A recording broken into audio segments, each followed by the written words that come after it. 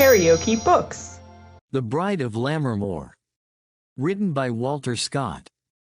Audiobook. Chapter 29. It was the copy of our conference. In bed she slept not, for my urging it. At board she fed not, for my urging it. Alone, it was the subject of my theme. In company I often glanced at it. Comedy of Errors. The next morning saw Bucklaw and his faithful Acades, Craigengelt, at Ravenswood Castle. They were most courteously received by the knight and his lady, as well as by their son and heir, Colonel Ashton. After a good deal of stammering and blushing, for Bucklaw, notwithstanding his audacity in other matters, had all the sheepish bashfulness common to those who have lived little in respectable society, he contrived at length to explain his wish to be admitted to a conference with Miss Ashton upon the subject of their approaching union. Sir William and his son looked at Lady Ashton, who replied with the greatest composure, that Lucy would wait upon Mr. Haston directly. I hope, she added with a smile, that as Lucy is very young, and has been lately trepanned into an engagement of which she is now heartily ashamed, our dear Bucklaw will excuse her wish that I should be present at their interview? In truth, my dear lady, said Bucklaw, it is the very thing that I would have desired on my own account. For I have been so little accustomed to what is called gallantry, that I shall certainly fall into some cursed mistake unless I have the advantage of your ladyship as an interpreter. It was thus that Bucklaw, in the perturbation of his embarrassment upon this critical occasion, forgot the just apprehensions he had entertained of Lady Ashton's overbearing ascendancy over her daughter's mind, and lost an opportunity of ascertaining, by his own investigation, the real state of Lucy's feelings. The other gentlemen left the room, and in a short time Lady Ashton, followed by her daughter, entered the apartment. She appeared, as he had seen her on former occasions, rather composed than agitated, but a nicer judge than he could scarce have determined whether her calmness was that of despair or of indifference. Bucklaw was too much agitated by his own feelings minutely to scrutinize those of the lady. He stammered out an unconnected address, confounding together the 2 or 3 topics to which it related, and stopped short before he brought it to any regular conclusion. Miss Ashton listened, or looked as if she listened, but returned not a single word in answer, continuing to fix her eyes on a small piece of embroidery on which, as if by instinct or habit, her fingers were busily employed. Lady Ashton sat at some distance, almost screened from notice by the deep embrasure of the window in which she had placed her chair. From this she whispered, in a tone of voice which, though soft and sweet, had something in it of admonition, if not command. Lucy, my dear, remember, have you heard what Bucklaw has been saying? The idea of her mother's presence seemed to have slipped from the unhappy girl's recollection. She started, dropped her needle, and repeated hastily, and almost in the same breath, the contradictory answers. Yes, madam. No, my lady, I beg pardon, I did not hear. You need not blush, my love, and still less need you look so pale and frightened, said Lady Ashton, coming forward. We know that maidens' ears must be slow in receiving a gentleman's language. But you must remember Mr. Haston speaks on a subject on which you have long since agreed to give him a favorable hearing. You know how much your father and I have our hearts set upon an event so extremely desirable. In Lady Ashton's voice, a tone of impressive, and even stern, innuendo was sedulously and skillfully concealed under an appearance of the most affectionate maternal tenderness.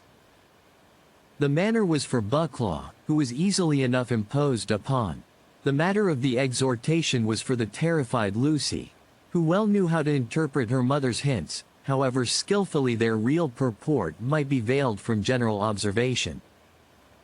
Miss Ashton sat upright in her chair, cast round her a glance in which fear was mingled with a still wilder expression, but remained perfectly silent.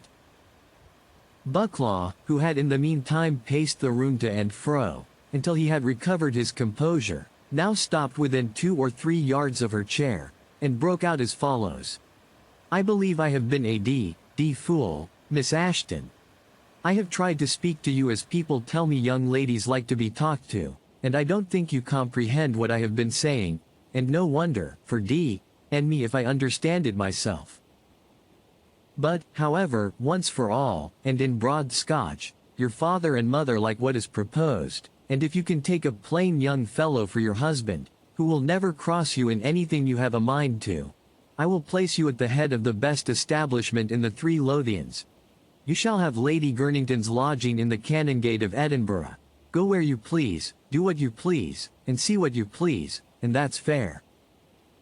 Only I must have a corner at the board end for a worthless old playfellow of mine, whose company I would rather want than have, if it were not that the D fellow has persuaded me that I can't do without him, and so I hope you won't accept against Craigie, although it might be easy to find much better company.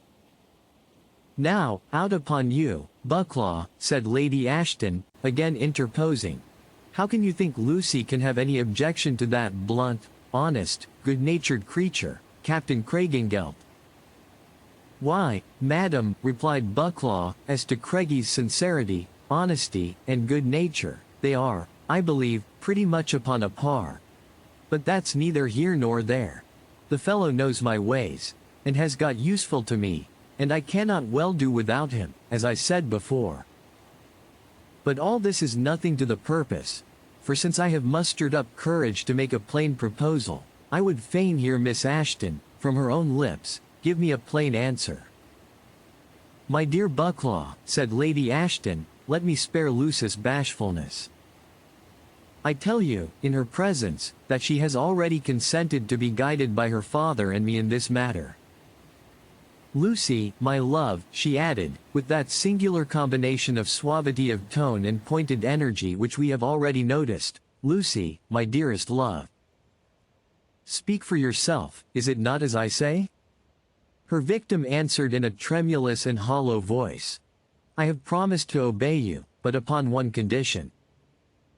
She means, said Lady Ashton, turning to Bucklaw, she expects an answer to the demand which she has made upon the man at Vienna, or Ratisbon, or Paris. Or where is he? For restitution of the engagement in which he had the art to involve her. You will not, I am sure, my dear friend, think it is wrong that she should feel much delicacy upon this head. Indeed, it concerns us all.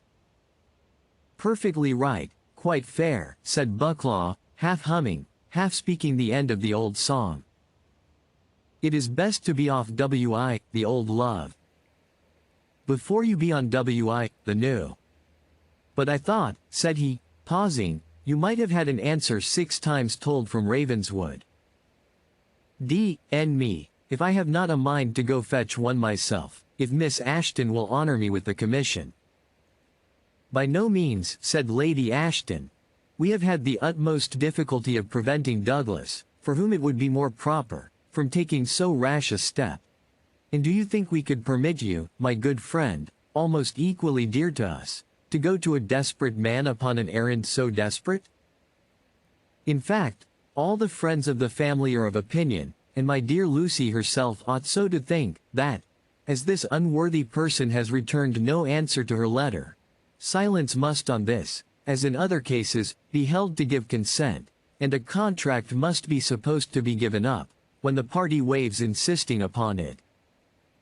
Sir William, who should know best, is clear upon this subject, and therefore, my dear Lucy. Madam, said Lucy, with unwonted energy, urge me no farther. If this unhappy engagement be restored, I have already said you shall dispose of me as you will. Till then I should commit a heavy sin in the sight of God and man in doing what you require. But, my love, if this man remains obstinately silent. He will not be silent, answered Lucy. It is 6 weeks since I sent him a double of my former letter by a sure hand. You have not, you could not, you durst not, said Lady Ashton, with violence inconsistent with the tone she had intended to assume. But instantly correcting herself, my dearest Lucy, said she, in her sweetest tone of expostulation, how could you think of such a thing? No matter, said Bucklaw. I respect Miss Ashton for her sentiments, and I only wish I had been her messenger myself." "And pray how long, Miss Ashton," said her mother, ironically, "are we to wait the return of your Pacolet, your fairy messenger? Since our humble couriers of flesh and blood could not be trusted in this matter?" "I have numbered weeks, days, hours, and minutes," said Miss Ashton. "Within another week I shall have an answer, unless he is dead." "Till that time, sir," she said, addressing Bucklaw, "let me be thus far beholden to you, that you will beg my mother to forbear me upon this subject." "I will make it my particular entreaty to Lady Ashton," said Bucklaw. "By my honor, madam, I respect your feelings, and, although the prosecution of this affair be rendered dearer to me than ever, yet, as I am a gentleman, I would renounce it, were it so urged as to give you a moment's pain." "Mr. Haston, I think, cannot comprehend that," said Lady Ashton, looking pale with anger, "when the daughter's happiness lies in the bosom of the mother." "Let me ask you, Miss Ashton, in what terms your last letter was couched?" "Exactly in the same, madam," answered Lucy, "which you dictated on a former occasion."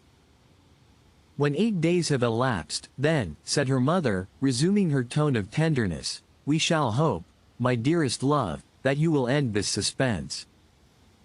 "Miss Ashton must not be hurried, madam," said Bucklaw, whose bluntness of feeling did not by any means arise from want of good nature. "Messengers may be stopped or delayed. I have known a day's journey broke by the casting of a foreshoe. Stay, let me see my calendar. The 20th day from this is St. Jude's, and the day before I must be at Caverton Edge, to see the match between the Laird of Kittlegirth's black mare and Johnston the mealmonger's 4-year-old colt. But I can ride all night, or Craigie can bring me word how the match goes, and I hope, in the meantime, as I shall not myself distress Miss Ashton with any further importunity, that your ladyship yourself, and Sir William, and Colonel Douglas will have the goodness to allow her uninterrupted time for making up her mind." "Sir," said Miss Ashton, "you are generous."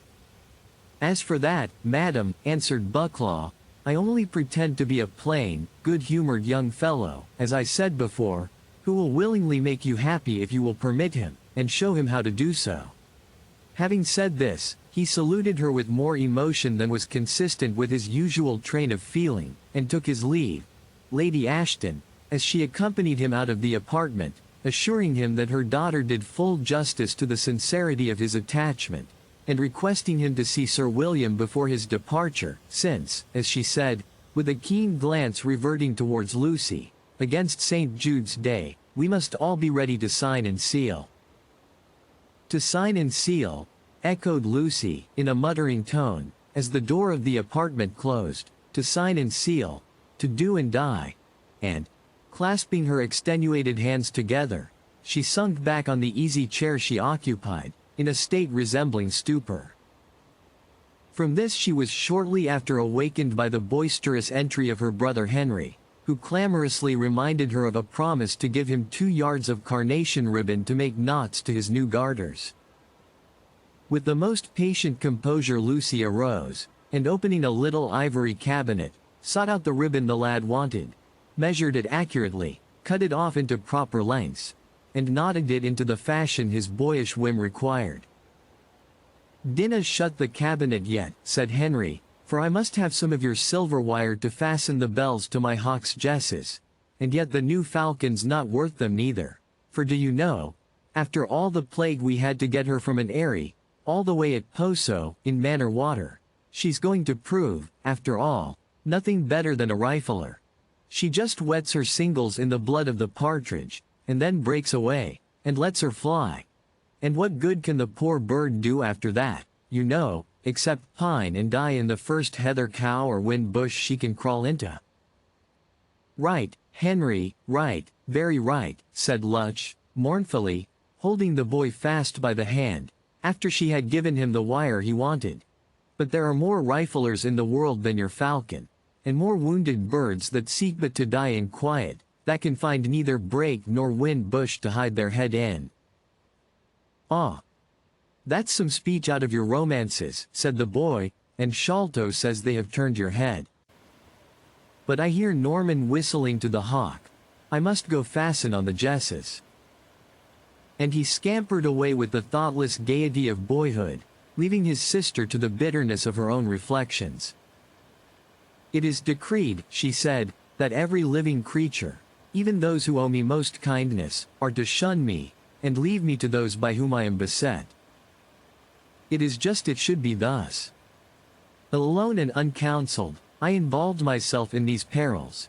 Alone and uncounseled, I must extricate myself or die.